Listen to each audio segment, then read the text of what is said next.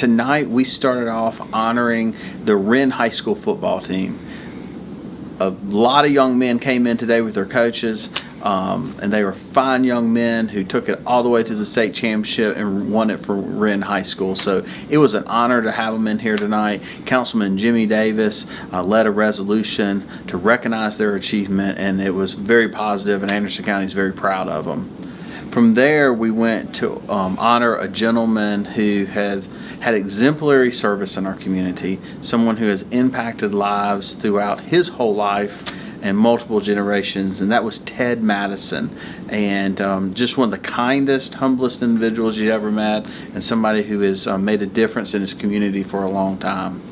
The last resolution that we did was to honor our law enforcement. So Sheriff McBride, his command staff, members of the Sheriff's Department and Police Department were present because January 9th was Law Enforcement Appreciation Day.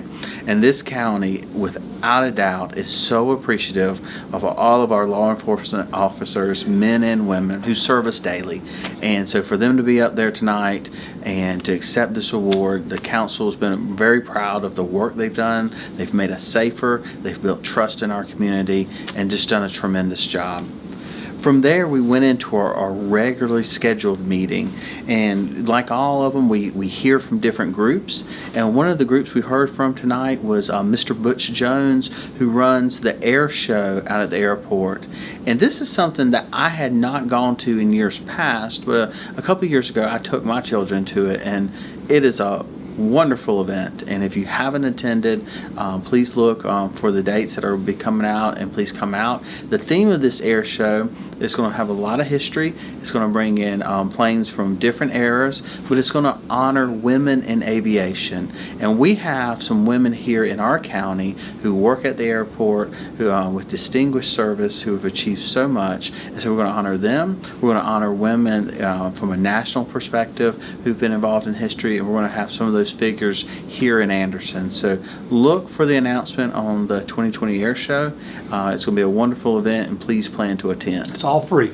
Yes, it is all free, but I will say get there early because more people come than you know, and there's plenty of room, but you'll want to get a good seat. So from that, we took a presentation on Exit 14 Sewer Enhancement Project.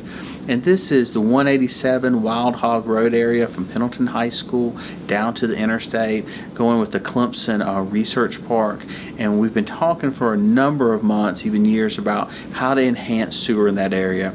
That area is a very popular area because of its proximity to the interstate, to Lake Hartwell, to I-85, to Exit 19, and so that's a growing area for industry and individuals. So we outlined how we're looking at sewer expansion in that area, and we want to do it responsibly, and we want to do it in logical increments.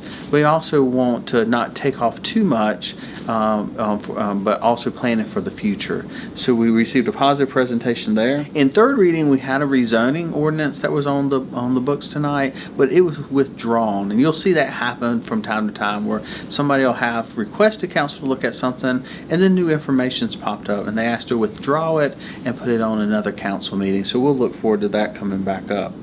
After that, we didn't have anything in first and second reading, and from there, what we do at the beginning of each year is the first meeting of the year we elect chairman and vice chairman, and that was Mr. Tommy Dunn as chairman and Mr. Brett Sanders as vice chairman, and then they work together to then announce what the committees are going to be. So this year we announced the different committee assignments for the Finance Committee, the Public Works Committee, the Public Safety Committee, the Solid Waste Committee, just different subject matters that we have breakout sessions on to talk about things in more depth so we can bring recommendations to the council. So we outline those, and those committees will be meeting throughout the spring and into the summer as needed to address just different situations we're working on. From there, we didn't have any requests of council. We didn't have any appointments tonight, so it was a relatively short meeting. I think one individual from the community spoke, but we actually had a good number from the community in attendance. So we'll move on to our regularly scheduled meeting. That's the first Tuesday of February. The public's welcome. Please come out if you can. If you can't, don't hesitate to reach out to your council member or county staff about any issues you may have.